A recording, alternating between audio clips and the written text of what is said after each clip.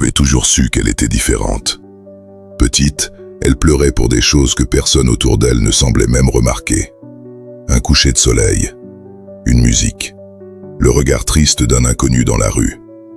Les autres lui disaient « Arrête de te faire des films, tu es trop sensible, sois plus forte ».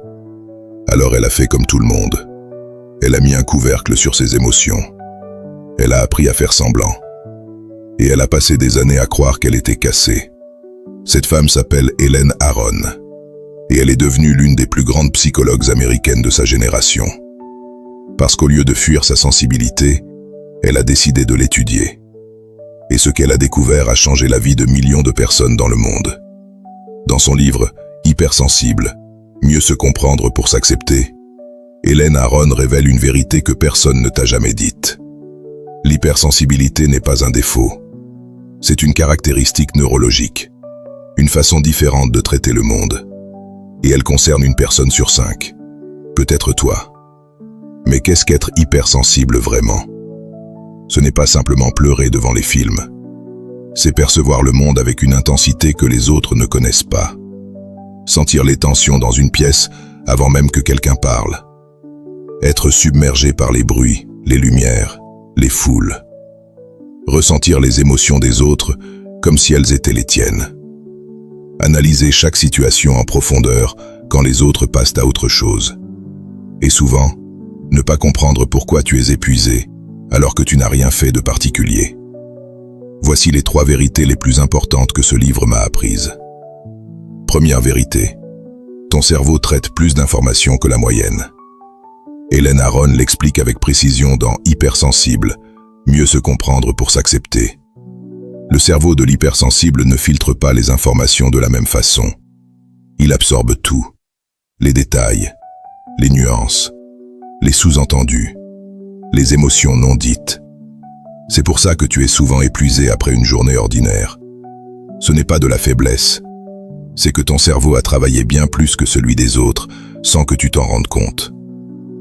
Deuxième vérité. Ta sensibilité est directement liée à ton intelligence émotionnelle. Les hypersensibles sont souvent les personnes les plus empathiques, les plus créatives, les plus intuitives de leur entourage. Ils captent ce que les autres manquent. Ils ressentent ce que les autres ignorent. Et cette capacité, quand elle est comprise et acceptée, devient une force extraordinaire dans les relations, dans le travail, dans la création.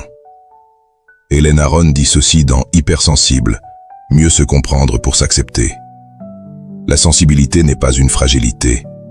C'est une forme d'intelligence que le monde moderne a oublié de valoriser.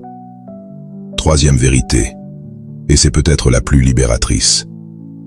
L'hypersensibilité explique beaucoup de choses que tu n'as jamais comprises sur toi-même. Pourquoi tu as besoin de plus de temps seul que les autres?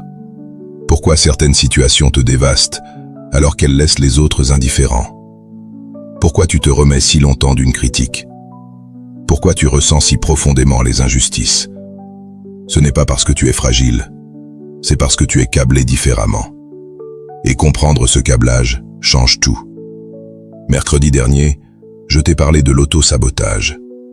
Et aujourd'hui, Helen Aron, dans Hypersensible, Mieux se comprendre pour s'accepter, t'offre une clé supplémentaire. Beaucoup d'hypersensibles se sabotent précisément parce qu'ils n'ont jamais compris leur propre fonctionnement. Ils se croient trop fragiles pour réussir, trop émotifs pour être pris au sérieux, trop intenses pour être aimés. Et la réponse d'Helen Aron est celle-ci. Ta sensibilité n'est pas ce qui te retient.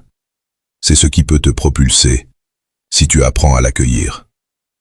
Alors si tu t'es déjà dit que tu étais trop sensible pour ce monde, que tu ressentais trop, que tu n'étais pas fait pour la dureté de la vie, je te dis aujourd'hui la même chose qu'Helen Aron a appris à se dire à elle-même. Tu n'es pas trop. Tu es différent. Et cette différence est ton trésor. Si ce message t'a touché, rejoins la tribu. Abonne-toi. Souviens-toi, la sagesse ne crie pas. Elle chuchote à ceux qui écoutent.